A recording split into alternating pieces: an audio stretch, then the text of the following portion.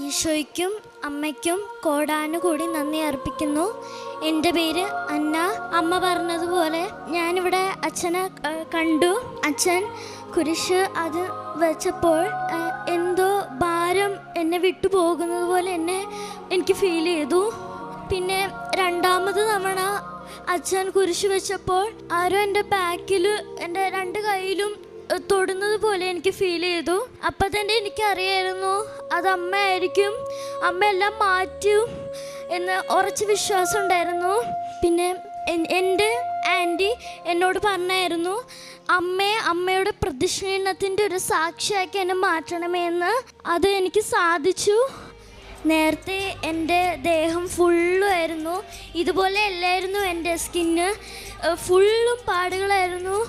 അത് എൻ്റെ കൂടെ പഠിക്കുന്നവർ എന്നെ കളിയാക്കും, എന്താടി നിൻ്റെ സ്കിന്നൊക്കെ ഇങ്ങനെ ഇരിക്കുന്നത്.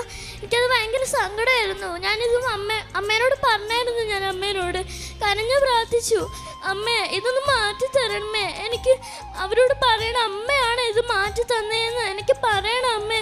ഞാൻ ആവർത്തിച്ച് അമ്മേനോട് പറഞ്ഞു.